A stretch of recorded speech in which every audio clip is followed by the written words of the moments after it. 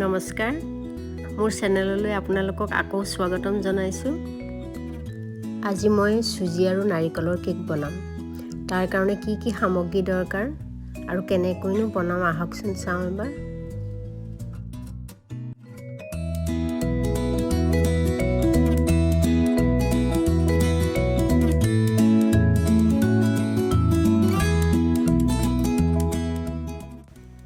এয়া 1 কাপ চুজি লৈছোঁ আৰু তাতে মই 3/4 কাপ চেনি মিলাই দিছোঁ।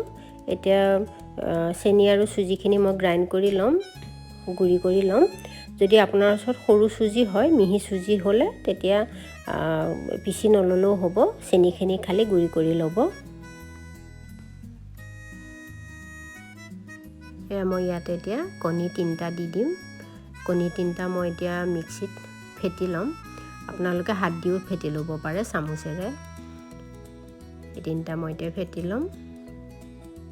এয়া মই ফেটি ল'লোঁ আৰু ইয়াতে 1 কাপ ৰিফাইন অইল মই মিলাই দিছোঁ আৰু এইখিনিও মই দুইখিনি একেলগে মিক্সিত মাৰি ল'ম।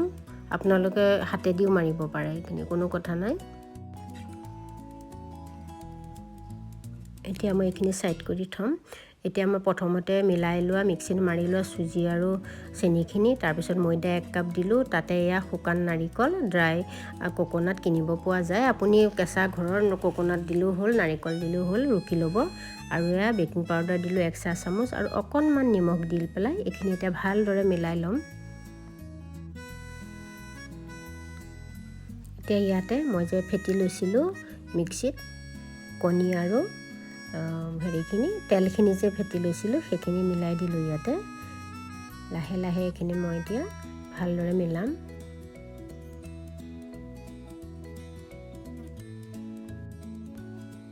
এইখিনি ভালদৰে ফেটি ল'ম আৰু যেতিয়া এইখিনি মিলাব আপুনি একেটা ডাইৰেকশ্যনতেই মিলাব।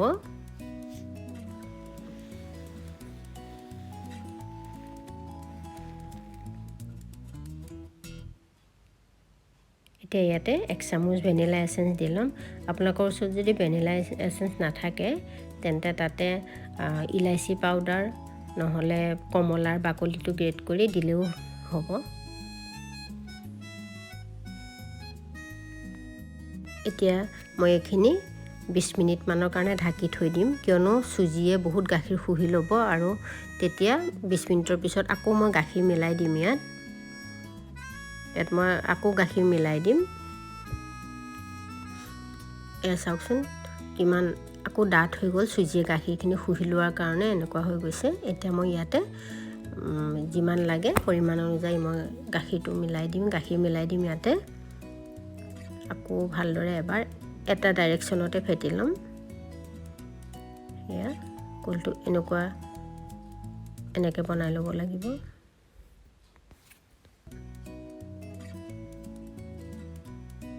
এতিয়া মই যিটো কেক টিনত মই বনাম সেইটো মই ভালদৰে প্ৰথমে ৰিফাইন তেল অলপ সানি ল'লোঁ। তাৰপিছত তাতে মই অলপ ময়দা দি ময়দাখিনি ভালদৰে ডাষ্টিং কৰি ল'ম যাতে কেকটো তাত লাগি নধৰে। এতিয়া মই এনেকৈ কৰি লোৱাৰ পিছত কেকৰ ঘোলখিনি মই ইয়াতে ঢালি দিম।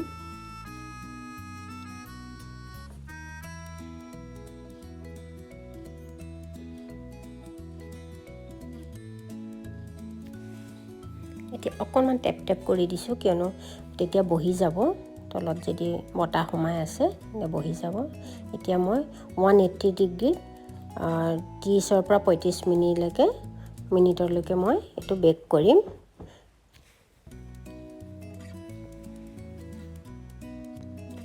এয়া হৈ গ'ল মোৰ কেকটো। চাওক মই এতিয়া কটাৰী এখন সুমুৱাই চাম, অকণো লাগি অহা নাই, গতিকে মোৰ কেকটো হৈ গৈছে। কেক খোৱাৰ এইটোৱেই প্ৰমাণ।